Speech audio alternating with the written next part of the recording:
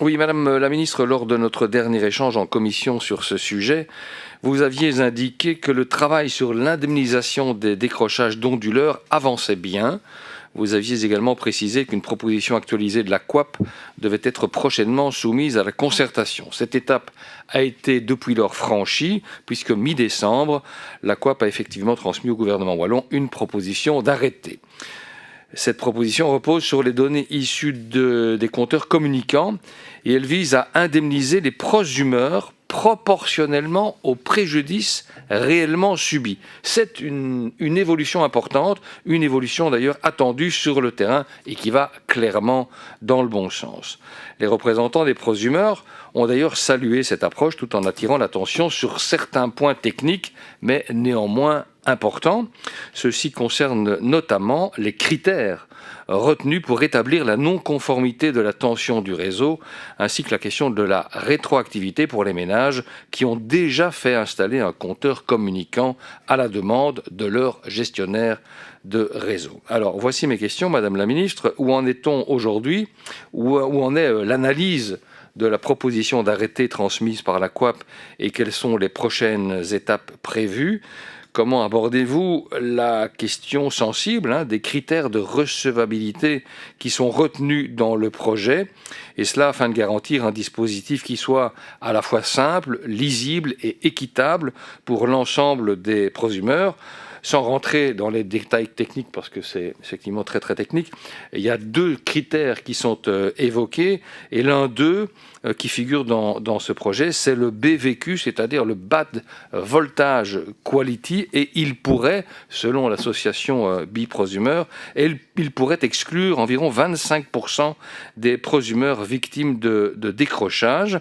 Et donc, comment allez-vous vous positionner par rapport à ce qu'avancent les représentants des prosumeurs qui ont été très coopérants, très coopératifs dans ce dossier? Et d'ailleurs, ils ont raison de défendre les prosumeurs dans la mesure où, à partir du moment où on veut payer une taxe pour pouvoir utiliser le réseau, quand on ne consomme pas, on injecte sur le réseau, et quand on consomme plus que ce que l'on produit, on prend sur le réseau aussi. Et donc, si on paye une taxe, il faut pouvoir utiliser évidemment le réseau et ne pas être victime de décrochage. Je rappelle quand même que c'est loin d'être pelliculaire, puisque on estime qu'un tiers des prosumeurs sont victimes peu ou prou de ce type de désagrément, et dans certains quartiers ça pose vraiment problème, tout en signalant qu'évidemment les GRD prennent ce problème à bras-le-corps.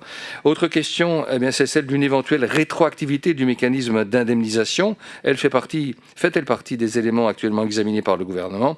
Et puis on connaît la relative opposition des GRD à la mise en place de cette indemnisation. En tout cas, ils ne sont pas très chauds boulettes. En tout cas, lors de la période tarifaire actuelle, ils souhaitent maximiser les moyens disponibles pour renforcer leur réseau. Comment concilier cette volonté et la nécessaire réparation pour les prosumeurs lésés? Je vous remercie d'avance. Merci, monsieur le député. Madame la ministre, pour la réponse. Merci, monsieur le président. Monsieur le député, comme je l'ai déjà indiqué précédemment en commission, le dossier de l'indemnisation des décrochages d'onduleurs progresse de manière concrète. La proposition d'arrêté transmise par la COAP mi-décembre est actuellement à l'analyse au sein de mon cabinet. L'objectif, c'est de permettre une première lecture de ce texte au gouvernement courant de ce trimestre. Je tiens à souligner que nous sommes ici face à un sujet éminemment technique. Les critères de recevabilité et d'activation du mécanisme doivent être examinés de manière particulièrement approfondie pour garantir un dispositif qui soit à la fois robuste sur le plan technique, juridiquement sécurisé, mais aussi simple et lisible et équitable pour l'ensemble des utilisateurs du réseau. À cet égard, je souhaite saluer le travail de vulgarisation qui a été réalisé par la COAP dans sa proposition, qui permet de rendre accessibles des concepts complexes. Mes équipes ont par ailleurs bien pris connaissance des remarques formulées récemment par Biprosumeur, en particulier en ce qui concerne en effet le premier critère d'activation lié au signal de Bad Voltage Quality. Ces éléments font pleinement partie des points actuellement analysés avec attention.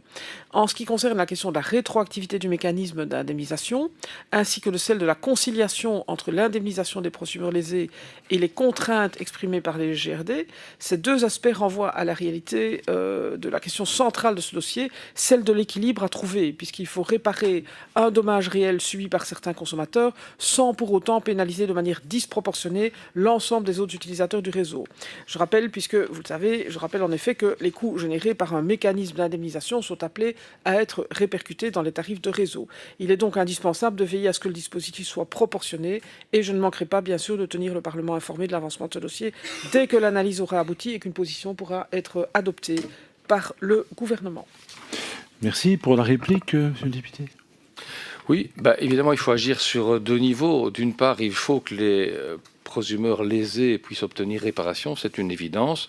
Elle doit être proportionnelle et on va dans le bon sens. Et de l'autre, évidemment, il faut que les gestionnaires de réseau investissent et ils le font. Malheureusement, certains un peu tardivement. Je répète toujours ce qui m'avait extrêmement choqué à l'époque, faisant partie de la commission Publifin, c'est que certains GRD avaient utilisé l'argent des vaches à lait que sont leurs usagers, puisque ce sont des clients captifs, Reza pour ne pas nommer, et on avait investi cet argent pour acheter des journaux dans le sud de la France, ce qui était évidemment une hérésie. Et donc il est grand temps effectivement que l'argent soit utilisé aux fins de moderniser le réseau. J'entends en tout cas votre ouverture, Madame la Ministre, à ce qu'avancent les représentants des prosumeurs qui craignent qu'effectivement ce bad voltage quality finalement ne vide l'arrêté à l'examen, le vide de son efficacité pour toute une série de raisons techniques qu'il serait trop long de développer ici, mais je vous sens attentive à arriver à un texte équilibré. Je vous remercie.